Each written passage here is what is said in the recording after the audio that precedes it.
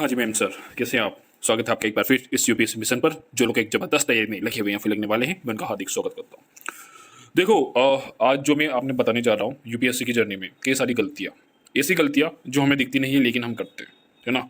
उन गलतियों से आपके स्क्रीन पर आपके सामने जो आपने दिख रहा है, ना तो आपने जस्ट आईएएस का लोगो ठीक से दिख पा रहा है, ठीक है ना, आपने जो लिखा हुआ है 10 गलतियाँ जो आपको ठीक से अपनी तैयारी नहीं करने देगी, वो आपको ठीक से दिख नहीं पा रहा, ठीक है, यानी दोनों चीज़ें आपने ठीक से नहीं दिख पा रही है। ऐसा क्यों होता है? यानी आप यूपीएससी की प्रिपरेशन कर रहे हैं, ना तो वो ठीक से हो पा रही है, ना वो गलतियाँ आपको दिख पा रही है जो आप 10 गलतियाँ कर रहे हो। तो ये जो आपकी स्क्रीन पर है, ये वही आपके सामने दर्शा रहा है कि क्या गलती आप कर रहे हो, है ना। तो ज़्यादा कुछ मैं कहूँ उसके पहले मैं यही कहूँगा कि यूपीएससी की जर्नी में जो मैं अब 10 गलतियाँ बताने वाला हूँ, वो यदि 10 गलतियाँ आप कर रहे हो तो वो आज से ही करना बंद कर दीजिए, ठीक है। उनके सॉल्यूशन पर भी हम विचार करेंगे। उससे आपने क्या जो रिजल्ट देखने को मिलते हैं, ठीक है, किस हद तक आप पीछे चले जाते हैं और आपने यानी तैयारी ही आपकी शुरू नहीं हो पाती, कहने का मतलब ये है ना। बस सोच कर बैठे कि यार करेंगे करेंगे, लेकिन हो कुछ नहीं पा रहा है। तो हो सकता है कि आप इन 10 में से वो गलतियां कर रहे हो जिसके कारण आपने रिजल्ट नहीं मिल पा रहा है। आपने सोचा तो है कि कर लेंगे लेकिन नहीं हो पा रहा है। तो ठीक है, शुरू करते हैं। नंबर 1, बाय बॉक्स। देखो, हम क्या करते हैं, जल्दी जल्दी हमने बुक्स खरीद कर रख ली, है ना। बुक लिस्ट के पीछे तो सबसे पहले हम भागे। यूट्यूब पर हमने सर्च किया, कई सारी साइट्स हमने खंगा ली, कई सारे टॉपर्स की वीडियो हमने देखी और अपनी एक बुक लिस्ट रेडी की। अब हम क्या करते हैं यार, बुक लिस्ट सबसे पहले खरीद लेते हैं, सारी बुक लिस्ट खरीद लेते हैं, सारी बुक्स किताबें हम खरीद लेते हैं, जो भी तामझाम है सब पहले खरीद के रख लो, दिन तैयारी शुरू करेंगे। ये सबसे बड़ी आपकी गलती होती है, नंबर 1 पर, इसीलिए मैंने रखा है इसे, ठीक है। लगभग सारे के सारे स्टूडेंट ऐसा करते हैं। कारण क्या होता है, कई सारे आपके कारण होंगे कि घर में पैसे की कमी, कोई फाइनेंशियल कंडीशन आपकी ऐसी होगी कि बाद में पैसे नहीं बचेंगे। देखो, आपके पास मनी है, आप उसे सेव करके रखो। आपने 1 महीने बाद बुक चाहिए कि तब ले लेना वो बुक। जो आपके पास पैसे, जो अमाउंट आपके पास है, उसे एक तरफ कहीं भी रख लो, ठीक है। दूसरा, जो बुक है, बुक आप ले लेते हो, फिर उसका न्यू एडिशन आ जाता है, फिर से कन्फ्यूज़न कि यार मेरे पास तो ओल्ड बुक है, वो तो न्यू आ गई है, अब मेरा सिलेक्शन तो नहीं होगा यार। ये वाली दूसरी आपकी गलती होती है, पहली गलती में ही आती है बुक्स को लेकर ही, ठीक है। दूसरा कि आपके पास जियोग्राफी की बुक पड़ी हुई है, ठीक है, या फिर ये बोल लो कि इन्वायरमेंट की आपके पास बुक पड़ी हुई है, शंकर आईएएस की। कोई बोल रहा है पीएमएफ की कर लो, ठीक है। तो ठीक है, आपने शंकर कर ली है, शंकर आईएएस कर ली है, पीएमएफ भी अच्छी बुक है ना। लेकिन आपने जब शंकर आईएएस एक बार कर ली, उसी पर स्टिक रहो, दूसरी बुक क्यों लेना? आप बुक को लिमिटेड रखो, है ना। एक सब्जेक्ट को एक ही बुक से आप कर लोगे, जीएस 1 2 3 4 के लिए सफिशियंट होता है। ज़्यादा बुक्स के पास जाओगे कि यार ये बुक्स मैंने पढ़ ली लेकिन अच्छे से नहीं हुआ, अब दूसरी बुक पर जाते हो, है ना। अभी एक स्टूडेंट, एक कोचिंग का, यहाँ पर मैं नाम लेने से बचूंगा, कौन सी कोचिंग का जो मटेरियल था जियोग्राफी का, उन्होंने वहाँ से पढ़ लिया है कोचिंग से, है ना। अब बोल रहे सर हमें बुक्स भी बता दो। मैंने कहा नहीं, आपने कोचिंग के नोट्स कर लिए, सफिशियंट है, वो सारे टॉपिक उसमें कंप्लीट है, तो अब बुक की क्या जरूरत? या तो वो कोचिंग के नोट नहीं करने थे, बुक से कर लो, ठीक है। तो इस तरह की गलती आप मत करो, एक बुक पर स्टिक रहो, ठीक है। जो आपकी बुक है, जहां से आपने एक बार कर लिया तो ठीक, आपने नहीं किया है, बुक पड़ी हुई है, तो उसे देखकर आप कोई और बुक लेना चाहते हो तो वो ले सकते हो, लेकिन इस तरीके से अपने मन में कंफ्यूजन मत रखो आप, ठीक है। तो बुक को लेकर आपकी जो भी चीज़ें थी क्लियर हो गई कि सारी बुकें एक साथ नहीं खरीदनी है, एक बुक खरीदो। जो आप पहले प्लानिंग बनाओ कि हमें कौन कौन से सब्जेक्ट खत्म करने हैं, उस सब्जेक्ट को खत्म करने के लिए पहली बुक कौन सी चाहिएगी, वो बुक खरीद कर रख लो। वो बुक आपने पढ़ना शुरू की, जब वो बुक खत्म होगी, देन वो बुक खत्म होने वाली हो पहली बुक, देन उसके 2 3 दिन पहले ही आप दूसरी बुक ले लो। इससे क्या होगा, बर्डन में होगा, आप सारी बुक एक साथ खरीद लोगे और फिर एक मन के अंदर आपके ये रहेगा कि यार इतनी सारी किताबें हमें खत्म करना है, कब होगी कब नहीं होगी क्या पता। और यदि आप एक के बाद एक बुक लेंगे, एक बुक खत्म कर दी, देन दूसरी बुक लेंगे, तो ये रहेगा कि चलो ये बुक पढ़ी है लेकिन ये खत्म कर रखी है हमने। वो बुक खत्म की, दूसरी ली, वो खत्म की, तीसरी ली, वो खत्म की, चौथी ली, ठीक है। आप दिन में 4 शिफ्ट चला रहे हैं या 4 सब्जेक्ट चला रहे हैं, तो 4 बुक होनी चाहिए बस आपके पास, 4 बुक से ज़्यादा नहीं, ठीक है। यदि 8 बुक्स आपके पास रहेगी, 4 ही उसमें पढ़ रहे हो, तो 4 बुक्स आप में कंफ्यूजन पैदा करेगी, आपका कंसंट्रेशन ठीक से बन नहीं पाएगा, फोकस आपका प्रिपरेशन पर कर नहीं पाएंगे आप, ठीक है। तो चीज़ें समझ में आ गई, ज़्यादा किताबें खरीदने से बचो, ठीक है। मैं ये भी नहीं बोल रहा हूँ कि कम ही कितनी किताबें खरीदो, वही खरीदो जिसकी अभी ज़रूरत है, वो पढ़ लो, देन न्यू बुक पढ़ाओ, है ना। और एक सब्जेक्ट की जो जरूरत है वही, यदि एक बुक आपने कर ली उसी पर स्टिक रहो, स्टैंडर्ड बुक का एक तो मैंने बात बताई है आपने कि एक सब्जेक्ट की एक स्टैंडर्ड बुक आपके पास होनी चाहिए। यदि एक बुक आपने पढ़ रखी है तो आपने दूसरी बुक की जरूरत नहीं है। दूसरा ये कि सारी बुकें एक साथ मत खरीदो यूपीएससी के सिलेबस को कवर करने के लिए। पहले देख लो हमें शुरुआत में कौन कौन से सब्जेक्ट करने हैं और शुरुआत में कौन सी बुक करनी है, वो कर लिया, दिन अगली बुक पर गए। आई होप कि आपने सारी चीज़ें समझ में आ गई होगी। नंबर 2, स्टार्ट एंड स्टॉप, जोश एंड आलस्य। क्या होता है? जोश में हम स्टार्ट कर देते कि यूपीएससी की प्रिपरेशन 10 घंटा, 12 घंटा, 15 घंटा शुरुआत में दिए, बीच में कुछ आ गया, खुदा ना खास्ता आप बीमार पड़ गए, ठीक है, बर्थडे पार्टी आ गई, वेडिंग आ गई, मैरिज वगैरह वगैरह, जो भी फैमिली फंक्शन जो भी होते हैं, सब कुछ आपके पास आए। दिन क्या हुआ? 2 दिन के लिए आप गए, बीच में गैप हुआ, तो उससे क्या होगा? कई सारे एस्पिरेंट करेक्ट कर पा रहे होंगे, अच्छी खासी उनकी प्रिपरेशन कर चल रही थी, अच्छे से रिदम बन गई थी उनकी, लेकिन 2 दिन का उन्होंने ब्रेक लिया या वो बीमार हुआ, तो क्या हुआ? अब 2 दिन के बाद वापस स्टार्ट करना चाहेंगे तो वैसे स्टार्ट नहीं होता है। यहाँ तो आपने जो पहले स्टार्ट किया था उसकी अच्छी खासी रिदम आपने बनने देनी चाहिए थी।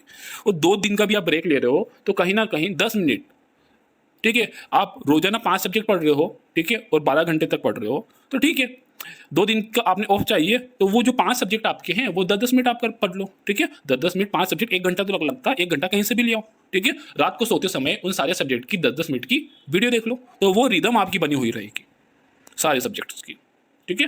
नहीं तो क्या होगा, एक बार हम अच्छे से शुरू कर दिया और बीच में कोई गेप हमने दे दी, ब्रेक ले लिया और वापस स्टार्ट करना, यानी मान सकते हैं कि बहुत ही हार्ड होता है, ठीक है। वापस से हम वैसे शुरुआत नहीं कर पाते जैसी शुरुआत में हम कर पाते हैं, तो फिर आलस्य आ जाता है। एक तो जोश में हम शुरुआत कर देते हैं, फिर आलस्य आ जाता है और यही चलता रहता है। फिर मन में ये रहता है कि यार ऐसा काम करते, गेप आ गया, अब तो काफ़ी सारी लंबी है। आपने सोचा 2 दिन का आपने ब्रेक लिया, फिर सोचा कि यार कल से शुरुआत करेंगे, कल कल करते 7 दिन बीत गए, फिर आपने बोला कि यार थोड़ा सा तो पढ़ा था, आप एक काम करते वापस से शुरुआत से शुरू करते हैं। आपने वापस शुरुआत से करा, मतलब इसके पहले आपने जो पढ़ा था वो गधा मेहनत होगी, किसी काम की नहीं रही। तो ये भी गलती आपने नहीं करना है। जहाँ तक पढ़ा था खुद पर विश्वास रखो कि वो आपके माइंड में कहीं ना कहीं है, बस अब ये है उस पर धूल जम गई है, ठीक है। पहली बात तो गेप आने ही मत दो, है ना।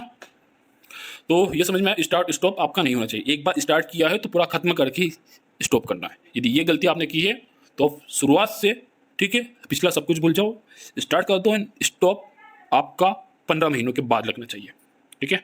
नंबर 3, टाइम टेबल के पीछे भागते हैं। क्या करें क्या ना करें, किसे यूपीएससी का सिलेबस खत्म करें, ये जब क्वेश्चन माइंड में आता है तो क्या होता है, फिक्स टाइम टेबल हम बनाते हैं। फिक्स टाइम टेबल किस तरीके से? हम अच्छे से सजाते हैं टाइम टेबल को कि 9 से 10 ये करेंगे, 10 से 11 ये करेंगे, 12 से 13 ये करेंगे, ठीक है। इस तरीके से आपने टाइम टेबल अपना बनाया। अब आपने 10 से 11 एथिक्स आपने करना था, लेकिन अब क्या हुआ, 10 बजे आपको कुछ काम आ गया, ठीक है, या कुछ भी कहीं चले गए, आप कुछ भी हो गया, 10 से 11 का अब क्या करोगे आप? अरे यार आज एथिक्स हो ही नहीं पाए। और संयोग से क्या था वो कि वो पहली शिफ्ट आपकी थी और पहली शिफ्ट आपकी नहीं हुई। फिर आप आए 12 तक, आपने देखा यार आज का दिन तो अच्छा नहीं हुआ, ठीक है। कहाँ तक कनेक्ट कर पा रहे हो? ठीक है, कनेक्ट कीजिएगा कि यार आज शुरुआत अच्छी नहीं, एक काम करेंगे, अब कल ही करेंगे, है ना। तो ऐसे पूरा दिन गया आपका, अगले दिन शुरुआत ही नहीं कर पाए, फिर से वही गेप दे दिया आपने, वही फंडा जो नंबर 2 अभी थोड़े समय पहले मैंने बताया, ठीक है। तो टाइम टेबल कैसा होना चाहिए? आपने फिक्स कर दिया कि 10 से 11 मुझे एथिक्स ही करना है? नहीं, ठीक है। देखो यदि मैं यहाँ पर टाइम टेबल की बात करता हूँ, ठीक है, आपका सुबह 6 से 7, 7 से 8 और 8 से 9, हम यहाँ पर मान लेते हैं आपकी एथिक्स से, यहाँ पर मान लेते हैं हम पॉलिटी आपकी, और यहाँ पर आपका जियो है, ठीक है। अब आपकी जो नींद खुलती है, ठीक है, ध्यान से सुनिएगा, आपकी जो नींद खुलती है वो खुलती है 7 बजे। आप सोचते हो अरे यार एथिक्स तो पूरा खत्म हो गया, एथिक्स तो हम पढ़ ही नहीं पाए, अब क्या करें? तो आपने वहाँ पर ध्यान नहीं देना है, ठीक है, वो समय गया। अभी देखो घड़ी में क्या बज रहे हैं, 7 बज रहे हैं, तो पॉलिटी पढ़ लो, जियोग्राफी कर लो, नेक्स्ट दिन 6 बजे उठ जाना, ठीक है। ज़्यादा नहीं सोचना है, वहाँ पर ज़्यादा सोचोगे तो आप क्या सोचोगे, ठीक है, मैं बताता हूँ कि आप क्या सोचोगे। आप सोचोगे यार कि यार 7 बज चुके हैं, एक काम कर, एथिक्स तो पूरा गया, अब कल ही पढ़ेंगे, ठीक है, और पूरा काम धाम खत्म। लेकिन आपने सोचा, ठीक है, एक कॉन्सेप्ट है सीधा सा कि आपका सुबह का 6 बजे का स्कूल है, सुबह 6 से, ठीक है, 6 बजे का आपका स्कूल। आप 6 बजे चल गए तो ठीक है, आपकी एथिक्स का लेक्चर आपने मिल जाएगा, पॉलिटी का आपने मिल गया, जियो का मिल गया। लेकिन यदि आप लेट पहुंचे 7 बजे, ठीक है, तो क्या एथिक्स आप कर पाओगे? फिर से नहीं कर पाओगे, क्योंकि एथिक्स का लेक्चर तो चला गया है। फिर आपका पॉलिटी चलेगा, देन जियोग्राफी चलेगा, लेकिन ये तो रहेगा कि आप स्कूल गए थे, कुछ किया आपने, छूटा तो 1 घंटे का छूटा। दूसरी बात, आप 7:30 पर पहुंचते हैं स्कूल, 7:30 पर, ठीक है। तो आप सोचोगे कि यार एथिक्स कर लो तो हो पाएगा, नहीं। आप सोचोगे कि जो पॉलिटी के 30 मिनट गए वो वापस आएंगे, नहीं। अब आप सोचोगे कि यार पॉलिटी का 30 मिनट का, ये 30 मिनट में क्या करेंगे, अब हम जियोग्राफी ही करेंगे, ठीक है। ये सोचते हो आप। तो जियोग्राफी में क्या होगा, तो आपने सोचा कि अब तो जियोग्राफी हम करेंगे 8 से 9। इस कंडीशन में आपने 30 मिनट और निकाल दिए, ठीक है। लेकिन आप सोचते हैं कि यार आप गए स्कूल में 7:30 पर, ठीक है। अब 7:30 पॉलिटी तो 30 मिनट आपने पढ़ना ही पड़ेगा। यदि आपका स्कूल होता हो 7:30 पर, आप जाते 7 की बजाय, तो 30 मिनट का पॉलिटी का आपका लेक्चर है, पीरियड है, तो वो तो आपने करना पड़ेगा 30 मिनट का। देन 8 से 9 जियोग्राफी भी करना पड़ेगा। वो 30 मिनट तो आपके बच जाएंगे ना। यही कॉन्सेप्ट आप आजमाना है कि यदि आपका टाइम टेबल इस तरीके का है कि 6 से 7 आपका एथिक्स है, 7 से 8 आपका पॉलिटी है, और 8 से 9 आपका जियोग्राफी है। और यदि गलती से आपकी नींद 7:30 बजे खुलती है, तो आपने ये सोचना है कि यार 7:30 बजे कौन सा लेक्चर चल रहा है, पॉलिटी, तो ठीक है। एथिक्स गया, मत सोचो। पॉलिटी है हाथ में, पॉलिटी को लेकर बैठो। जियो है हाथ में, जियोग्राफी करो, ठीक है। तो यहाँ पे चीज़ें समझ में आई। अब ये भी होती है दूसरी बात कि डेली आप देर से उठ पा रहे हो, ठीक है, आपका एथिक्स शुरू ही नहीं हो पा रहा है, तो अब आप क्या करो, पॉलिटी को यहाँ पर शिफ्ट कर दो, एथिक्स को यहाँ पर शिफ्ट कर दो, ठीक है। तो इससे क्या होगा कि आपके सब्जेक्ट बैलेंस होकर चलेंगे, कि ये नहीं है कि एक सब्जेक्ट आपका हो रहा है और एक सब्जेक्ट आपका रुका हुआ है। दूसरी चीज, यदि आपकी जो 6 से 7 आपने समय डाला उस समय हो ही नहीं पा रहा है, तो वो 6 से 7 वाला कहीं और शिफ्ट कर दो, ठीक है। तो इस तरीके से आपने अपना टाइम टेबल बनाना पड़ेगा। फिक्स टाइम टेबल यदि आप बनाओगे तो कुछ नहीं होगा। थोड़ा सा फ्लेक्सिबल होना चाहिए। परफेक्शन के पीछे आपने बिल्कुल नहीं भागना है कि ये चीज़ें होगी तभी तैयारी होगी, ठीक है। सीआईटी हो क्या, ठीक है। परफेक्शन के पीछे मत भागो कि ये भी चाहिए वो भी चाहिए, नहीं। अब परफेक्शन क्या होती है, परफेक्शन ये रूम साफ होना चाहिए तभी पढ़ाई होगी। परफेक्शन ये कि पेन होगा तभी पढ़ाई होगी। परफेक्शन ये लाइट होगी तभी पढ़ाई होगी, ठीक है। परफेक्शन ये है कि नहाएंगे तभी पढ़ाई होगी। परफेक्शन ये कि खाना खाएंगे उसके बाद पढ़ने बैठेंगे। परफेक्शन ये कि हाथ में जो काम है वो पहले खत्म कर लेते हैं फिर पढ़ने बैठेंगे। तो ये परफेक्शन आपको पढ़ने नहीं देगा। तो परफेक्शन को मारो गोली, हटाओ, ठीक है। देन ये गलती आपकी सुधरेगी। अब आते हैं नंबर 4, फील गिल्टी, ठीक है। अब कुछ हो ही नहीं पा रहा है, आप गिल्टी फील करके बैठे हो कि यार हो ही नहीं रहा है कुछ, क्या करें, हमारे टारगेट ही नहीं हो पा रहे, अचीव नहीं हो पा रहे हैं, तो क्या, तो आप थिंकिंग करते हो, आप सोचने बैठ जाते हो, आप सोच रहे हो और क्या जा रहा है, ये समय चलता जा रहा है, ठीक है, इस तरीके से। लेकिन ये समय इस तरीके से जा रहा है, आपने यहाँ यहाँ पर सोचा नहीं होता, ठीक है। सोचना यहीं पर आपने बंद कर दिया और यहाँ पर करना शुरू कर देते हैं, तो ये समय इस तरीके से जाता है, ठीक है। एक बात बताइए, आपका यहाँ से यहाँ तक का समय गया, ठीक है, आपने सोचा केवल और कुछ कर ही नहीं पाए, क्योंकि आप सोच रहे हो, आप सोच रहे हो कि यार क्या करें, हो ही नहीं रहा है कुछ, और ये समय जाया, यहाँ से यहाँ तक का गया। अब आपने यहाँ से पीछे मुड़ के देखा, ठीक है, आपने पीछे मुड़ के देखा, आप आओ, इतना समय आपका चला गया, क्या मैं इस समय कुछ कर सकता था, ठीक है। आपका पिछला 1 साल गया, आप सोचो कि पिछले 1 साल में क्या कुछ कर सकते थे, ठीक है। नहीं भी कर सकते थे तो भी वो समय गया, कर सकते थे तो भी वो समय गया, यानी समय तो गया है बॉस। तो समय वहां पर गया है, इट मीन्स कि वो समय आपने कहाँ पर निकाला है, सोचने में। यदि आप वहां पर सोच ना रहे होते और आपने सोचा क्या हम कर पाएंगे, क्या हम कर पाएंगे, क्या ये कर ले, क्या वो कर ले, लेकिन यदि ये कर ले वो कर ले कि सोचने की बजाय आप वो करना शुरू कर देते, ठीक है, तो चीजें कैसे जाती, इस तरीके से। देन आप जब पीछे मुड़ के देखते हैं तो आपने रहता कि हाँ उस समय मैंने किया है, ना कि सोचा है। तो सोचने के बजाय आप सोचते क्यों, क्योंकि कर नहीं रहे होते हो कुछ। तो जब करोगे तो सोचना बंद हो जाएगा, एंड जो आपने फील हो रहा है गिल्टी, वो आप में नहीं होगा। नंबर 5 पर चलते हैं, थिंकिंग। अब थिंकिंग थिंकिंग फील गिल्टी दोनों एक ही है, ठीक है। फील गिल्टी आप मान सकते हो कि नेगेटिव अप्रोच आपने लेकर नहीं चलना है, ठीक है, हमेशा पॉजिटिव रहना है। लेकिन थिंकिंग,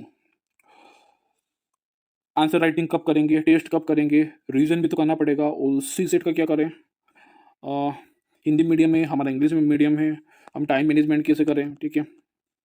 सिलेबस भी है, हो पाएगा कि नहीं हो पाएगा, मतलब इतना कुछ। आप ये सोचते हो कि यार कोई की ऑफ सक्सेस हमें मिल जाए, और ये जो टॉपर्स बोलते हैं स्मार्ट स्टडी क्या होती है, स्मार्ट स्टडी अप्रोच क्या होती है, वो हाँ मतलब रास्ता इतना लंबा है, ठीक है।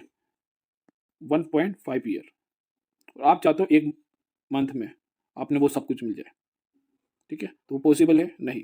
फिर से वही गलती हम कर रहे हैं थिंकिंग की, तो सोचना नहीं है, बस एक प्लान बनाओ और करना शुरू करो, ठीक है? तो ये सारी चीज़ें आपकी समय के साथ होती चली जाएगी। एक साथ कुछ भी नहीं होगा। आंसर राइटिंग आप शुरुआत से शुरू कर सकते हैं, कोई दिक्कत नहीं। लेकिन मेरा मानना ये है कि कोई भी एक सब्जेक्ट आपके लिए अच्छे से हो जाता है, देन आप आंसर राइटिंग करना शुरू कर दो। टेस्ट टेस्ट पीटी के कुछ भी 6 महीने पहले देना शुरू करो, ठीक है?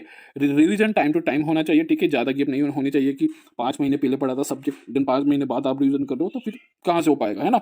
सी सेट का मैं यही कहूँगा कि 5 महीने पहले आप करोगे पीटी के, तो सी सेट आपका हो जाता है, ठीक है? देन टाइम मैनेजमेंट का मैंने बताया ही आपने, ठीक है? एंड सिलेबस कब होगा, हो पाएगा कि नहीं, तो ये सारे सोचने में आप समय को गवाओ मत। इनका एक ही सॉल्यूशन है, ठीक है? कर्म, ठीक? कि कर्म करो तो चीज़ें मिलेगी। आप सोचोगे कि ये करेंगे तो वो होगा, तो वो चीज़ें पॉसिबल नहीं है। ना की ऑफ सक्सेस नाम की कोई चीज़ है, ना स्मार्ट स्टडी अप्रोच जो आप सोचते हैं वो है। स्मार्ट स्टडी जब आप करना शुरू करोगे, तो उसमें जो आप टिप्स एंड ट्रिक्स जो हैक्स अप्लाई करते हैं, वही आपकी स्मार्ट स्टडी है कि कोई बड़ा सा काम इस तरीके से करें कि चीज़ें वहाँ से निकल सके। एक राइट वे में जब आप चीज़ों को करते हो, तो वो स्मार्ट स्टडी कहलाती है। नहीं तो ये स्मार्ट स्टडी का किसी और समय में वीडियो बनाऊंगा, क्योंकि काफ़ी बड़ी चीज़ है वो। तो नंबर 5 समझ में आया। नंबर 6, मिक्स गाइडेंस, ठीक है? यूट्यूब पर वीडियो आपने देखी, उसने ये बातें बोली। दूसरी आपने वीडियो बोली, तो उसने कुछ और बोला, ठीक है? आपने तीसरी वीडियो देखी, तो कुछ और बोला। अब आपका जो दिमाग है, ठीक है? आपका जो माइंड है, वो ऐसा घिचड़-पिचड़ हो गया पूरा। कुछ समझ में नहीं आ रहा कि करे क्या, ठीक है? करे क्या बॉस? ये कर ले या वो कर ले, वहाँ पर हो जाती है डिस्ट्रैक्शन, ठीक है? तो मैं यहाँ पर ये कहूँगा कि आपने गाइडेंस लेना है, किसी एक की लो और किसी एक की फॉलो करो, ठीक है? फिर चाहे नंबर 2 आपने कुछ भी बोल रहा हो, उसके बाद उसको ही वापस फेंक के दे मारो, ठीक है? या फिर आप 2-3 से गाइडेंस ले भी रहे हैं, ठीक है? तो नंबर 1 की जो बातें आपको अच्छी लग रही है, वो अप्लाई कर लो। नंबर 2 की जो बातें ठीक लग रही है, वो अप्लाई कर लो, और खुद की अपनी एक स्मार्ट स्टडी बना लो, अपना प्लान बना लो, ठीक है? देन अपने प्लान पे चलो, ठीक है? नहीं तो यदि किसी से गाइडेंस लेकर एक से ही आप गाइडेंस ले रहे हैं, उसकी स्ट्रैटेजी पर आप चल रहे हैं, तो फिर वहीं पे चल लो। अब वो जहाँ पर आपने चला रहा है, आपने दूसरे से भी ले ली, फिर वो कुछ और बोल रहा है, तीसरा कुछ और बोल रहा है, तो आपके माइंड की क्या बच जाएगी? बैंड। पूरी तरीके से वाट लग जाएगी आपकी। ना कुछ सोच पाओगे, ना समझ, ना इधर के रहोगे, ना उधर के। तो मिक्स गाइडेंस से आपने बच के रहना है, ठीक है? यूट्यूब पर भी वीडियो हम देखते हैं कि देखते रहते हैं। अब रहा ऑप्शनल कौन सा सिलेक्ट करें, हम 1 की वीडियो देखी, 2 की देखी, 3, 4, 5 देख ली। 5 वीडियो बहुत है कि ऑप्शनल कैसे सिलेक्ट करें। अब आप छठी देख रहे हो, 7वीं देखते चले जा रहे हो, ऑप्शनल आपका सिलेक्ट ही नहीं हो रहा है। वही कि सोचते जा रहे हैं हम, कर तो कुछ रहे नहीं है ना? दूसरी चीज़ कि ऑप्शनल कैसे तैयार करना है, या कौन सा सब्जेक्ट कैसे तैयार करना है, या आंसर राइटिंग कैसे करना है, किसी भी चीज़ के लिए आप यूट्यूब की वीडियो देख रहे हैं। 1 वीडियो देखी, 2 देखी, 3 देखी, और देखते चले जा रहे हो, कुछ कर ही नहीं रहे हो, ठीक है? 1 ने कुछ और बोला, 2 ने कुछ और बोला, 3 ने कुछ और बोला, 4 ने, आपने जिसकी जो बात अच्छी लग रही है, और यूट्यूब की वीडियो की संख्या भी लिमिट रखो कि मैं 7 वीडियो देखूँगी आंसर राइटिंग के लिए, या फिर इस सब्जेक्ट की हैक्स के लिए, या टिप्स एंड ट्रिक्स के लिए, या how to choose your optional के लिए 7 वीडियो देखूँगी, 8 वीडियो देखूँगा। तो वहाँ पर एक लिमिट रखो, 8 से ज़्यादा वीडियो मैं नहीं देखूँगा या नहीं देखूँगी। नहीं तो क्या होगा कि आप वीडियो देखते चले जाओगे, आपका समय चलता चला जाएगा और आप कुछ नहीं कर पाओगे। तो ये चीज़ें आप में डिस्ट्रैक्शन पैदा करती है, इससे थोड़ा-सा आप बच के रहिएगा। ऑप्शनल सब्जेक्ट, ठीक है? अब जो ऑप्शनल ऑप्शनल कई सारे ले लेते हैं, हिंदी मीडियम वाले ज्योग्राफी, ठीक है? मैथ्स ले लेते हैं हिंदी मीडियम वाले, और फिर कहते हैं कि रिजल्ट तो निकल ही नहीं रहा है, मेरा क्या होगा, होगा कि नहीं होगा? देखो, सबसे पहले मैं ये बोलूँगा, यदि आपने ऑप्शनल लेना है, ठीक है? हिंदी माध्यम वाले स्पेशली, तो सबसे पहले तो उनका रिसोर्सेज़ देखिए कि रिसोर्सेज़ अच्छा वाला है या नहीं, है ना? कई जो कोचिंग क्लासेस वाले हैं, वे उन्हीं ऑप्शनल के आपने रिसोर्सेज़ दे रहे हैं, जो जहाँ से रिजल्ट निकल रहे हैं। जैसे हिंदी माध्यम में हिंदी लिटरेचर, ठीक है? और एक हिस्ट्री। अब यहाँ के सोर्सेज़ आपने मिल जाएँगे, हर एक कोचिंग पर मिल जाएँगे, ठीक है? लेकिन आप कहोगे हिंदी में मैथ्स से मुझे ऑप्शनल सब्जेक्ट करना है, तो मैथ्स के रिसोर्सेज़ कहाँ से लाओगे? और कोचिंग वाले भी क्यों देंगे? क्योंकि जब संख्या ही नहीं है, जब वहाँ से रिजल्ट ही नहीं निकल रहे, तो कहाँ से कुछ हो पाएगा? हुँ, तो हिंदी माध्यम के लिए कोचिंग वाले जहाँ तक कर सकते हैं, ठीक है? वो उन्हीं ऑप्शनल सब्जेक्ट के रिसोर्सेज आपने अच्छे से देते हैं जहाँ से रिजल्ट निकल रहे हैं, जिसकी मांग ज़्यादा है। आप सभी ने भी पता होगा कि हिंदी माध्यम से या तो हिंदी लिटरेचर आप कर लो, ठीक है? या फिर हिस्ट्री कर लो। इनके अच्छे से आपने रिसोर्सेज भी मिल जाएँगे, क्योंकि कोचिंग वाले वहीं पर जाएँगे जहाँ पर माँग ज़्यादा है, ठीक है? आप सोचोगे कि मैथ्स के भी हैं कोचिंग वालों के, लेकिन वहाँ पर उतना हार्ड वर्क नहीं लगा है। आप पछताओगे फिर कि ठीक है, मैथ्स से जो आपका जियोग्राफी है, जियोग्राफी के भी हिंदी में आपने रिसोर्सेज मिल जाएँगे, लेकिन ट्रांसलेटेड होंगे, होगा नहीं। कोई बोलता है कि मुझे पब लेना है, ठीक है? पब्लिक एडमिनिस्ट्रेशन, तो वहाँ पर सर है हिंदी माध्यम में है, हाँ, हमारे पास रिसोर्सेस है, वो कोचिंग वाले करवा रहे हैं, हम कर लेंगे। आप खुद पूछो, क्या मटेरियल वैसे मिल पाएगा आपको? क्या आज तक और किसी ने नहीं किया होगा? ठीक है? यहाँ पर थोड़ा-सा हमें दिमाग चलाना पड़ेगा। यदि मैं अपना पर्सनल ओपिनियन दूँ, तो हिंदी माध्यम के लिए अभी की कंडीशन ये है कि या तो हिंदी लिटरेचर ले लो नंबर 1 पर और नंबर 2 पर हिस्ट्री, दोनों में से कोई भी एक। हिस्ट्री में भी ये है कि हम ये सोच कर लेते हैं कि यार हिस्ट्री हमारा जाना-पहचाना है तो हो जाएगा, हिंदी लिटरेचर हमारा जाना-पहचाना नहीं है तो नहीं होगा। सबसे बड़ी गलती यहीं पर करते हैं, हिस्ट्री को सिलेक्ट करने में। और जब ले लेते हैं हिस्ट्री तो काफ़ी बल्कि सिलेबस है, खत्म ही नहीं हो रहा और फिर बोरिंग सा लग रहा है, ठीक है? तो नंबर 1 पर आप मैं पहले प्रायोरिटी दूँगा कि हिंदी लिटरेचर, नंबर 2 पर हिस्ट्री, ठीक है? देन फिर भी आपने कोई और सब्जेक्ट लेना है तो फिर आपके ऊपर है कि आप क्या करना चाहते हैं। इंग्लिश मीडियम वाले कोई भी ले सकते हैं, ठीक है? लेकिन स्कोर पर देखना कि क्या की रहा है ट्रेंड। हुँ, तो हम ऑप्शनल तो ले लेते हैं लेकिन ट्रस्ट नहीं कर पाते, ठीक है? रिसोर्सेस नहीं होता है, तो जो भी आपका ऑप्शनल हो खुद पर ट्रस्ट रखो, ठीक है? कि हमारा ऑप्शनल है, हम कर लेंगे, कैसे भी कर लेंगे और वहाँ का स्कोर कर लेंगे। ये ऑप्शनल को सेलेक्ट करने में हम सबसे बड़ी गलती करते हैं, जहाँ से रिजल्ट हमारा नहीं निकलता है ना? या फिर शुरुआत ही नहीं कर पाते हैं, ये ऑप्शनल की शुरुआत कहाँ से करें, ठीक है? नंबर 8 सबसे बड़ी जो आपकी एक और प्रॉब्लम है, वो है कि क्या हम प्रीलिम्स का पहले करें, मेंस का बाद में करें या मेंस का पहले करें, प्रीलिम्स का बाद में करें? कोई बोलता है दोनों साथ में कर लो, ठीक है? तो वो कर लो, लेकिन कैसे करो? तो आपने कन्फ्यूज़न रहेगा स्ट्रैटेजी का। और ये इसलिए रहता है क्योंकि पीवाईपीए तो कभी ज़माने में किया ही नहीं, देखा ही नहीं। सबसे पहले आपने क्या करना है, क्या नहीं, सबसे पहले आप दिशा पब्लिकेशन की जो मृणाल सर की बुक आती है, वो आपने लेना है। उसमें प्रीलिम्स और मेंस दोनों के क्वेश्चंस है एक ही बुक में, ठीक है? वो आपने लेना है। हिंदी माध्यम के लिए लेटेस्ट एडिशन 12वां है और इंग्लिश मीडियम के लिए 13वां है। देख लेना, वो पहले लो। आप ये देखो कि प्रीलिम्स में किस तरीके के क्वेश्चंस आ रहे हैं, मेंस में किस तरीके से आ रहे हैं, यूपीएससी का सिलेबस देखो, ठीक है? मैं कहूँगा कि पहले मेंस पर जाओ, क्योंकि आपका मेंस हो जाता है तो पीटी का लगभग आपको 80% सिलेबस खत्म हो जाता है। बचता क्या है? आपका बचता है एंशिएंट, मिडीवल, ठीक है? और एंशिएंट, मिडीवल, बस ये 2 ही सब्जेक्ट आपके होते हैं जो प्रीलिम्स में अलग से आते हैं। एक आपका होता है सीसेट, हाँ, ठीक है? तो ये सीसेट, एंशिएंट और मिडीवल ये आपने पीटी के 4 या 5 महीने पहले भी करना शुरू कर दोगे तो हो जाएगा। उसके पहले मेंस के सारे सब्जेक्ट निपटा दो। तो आपकी जो स्ट्रैटेजी है वो मेंस कम प्रीलिम्स होनी चाहिए, ठीक है? अब यदि कोई एक्सपीरियंस है जिसने पूरा सिलेबस खत्म कर रखा है और पीटी सर पर है तो वो पहले प्रीलिम्स करो देन मेंस पर जाओ, ठीक है? तो फ्रेशर्स के लिए ये सही रहेगा, ठीक है? ज़्यादा सोचो मत कि क्या करें, अब सब्जेक्ट का कन्फ्यूजन रहता है कि कौन-सा पहले करें, कौन-सा बाद में करें, ठीक है? आप करना शुरू करो। अब वहाँ पर हम क्या कर सकते हैं कि आप एक ऑप्शनल की शिफ्ट लगा लो, ठीक है?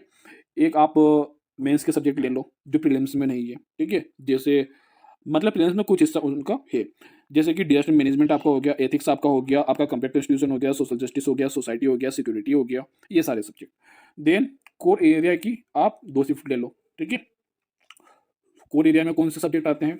आपका आपका आ गया हिस्ट्री, आपका geography and economy and polity and environment, ठीक है? ये सब्जेक्ट आपके कोर एरिया में आ गए, एक साइंस हो गया आपका। तो ये सब्जेक्ट, ये जो 5 से 6 सब्जेक्ट है, ये आपकी कोर एरिया में आएँगे। तो 3 सब्जेक्ट इस शिफ्ट में हो जाएँगे, 3 सब्जेक्ट इसमें, ठीक है? मेंस के साथ इसमें हो जाएँगे, ऑप्शनल आप इसमें चल ही रहा है। एक आपकी जो शिफ्ट रहेगी वो करंट अफेयर की रहेगी। ये 4 घंटे दे दो और यहाँ पर 2, 2, 2, 2 और कितने हो रहे हैं 12 घंटे, तो ये फ्रेशर्स के लिए अच्छा है। यदि किसी 6 घंटे का समय मिलता है तो 4 की जगह यहाँ पर 2 कर दो, यहाँ पर 2 की जगह यहाँ पर 1 कर दो, यहाँ पर 2 की जगह यहाँ पर 1 कर दो, यहाँ पे भी 2 की जगह 1 और यहाँ पर भी 2 की जगह 1, तो 1, 2, 3, 4 और 5, 6, ठीक है? तो 6 घंटे भी आपके हो जाएँगे। इस तरीके से आप अपना टाइम टेबल बना सकते हैं।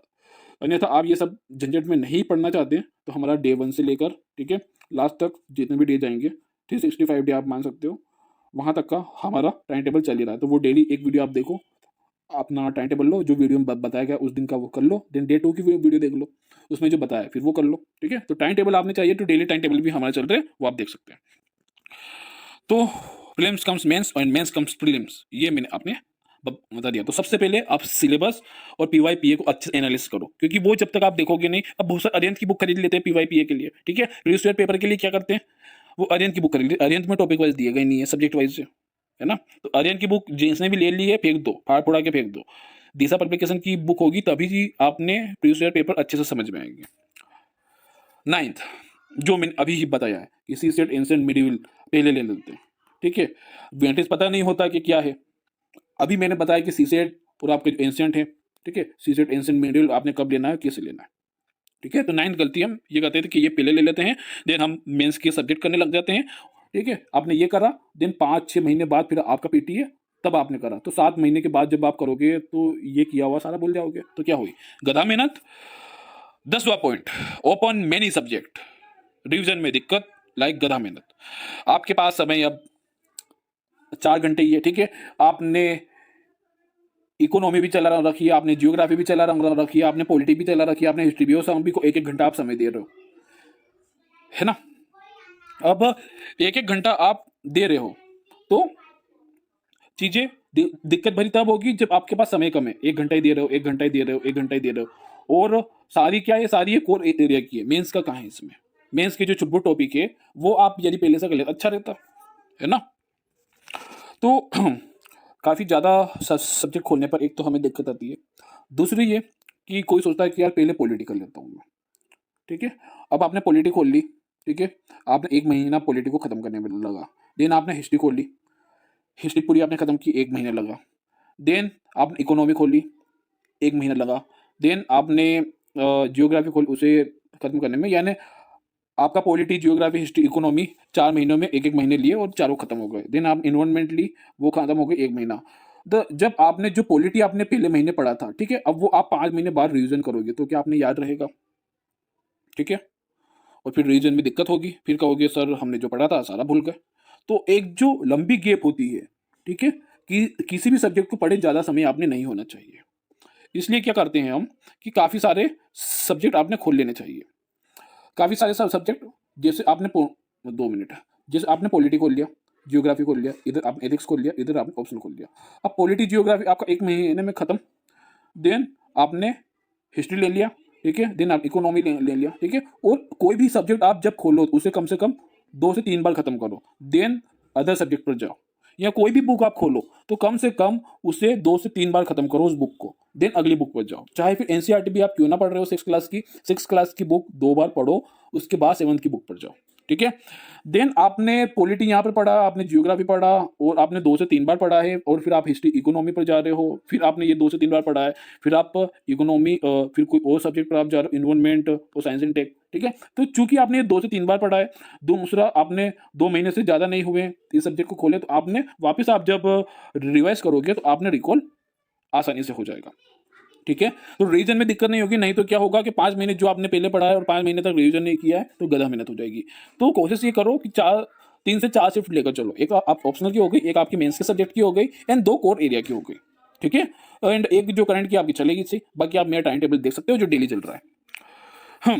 तो अप्लाई CSP फंडा, ये एक अलग चीज़ है, ठीक है। जो 10 गलतियां हैं वो तो ठीक है, वो सारी मैंने बताई कि क्या आप करते हो, किस तरीके से उन्हें सुधारना है।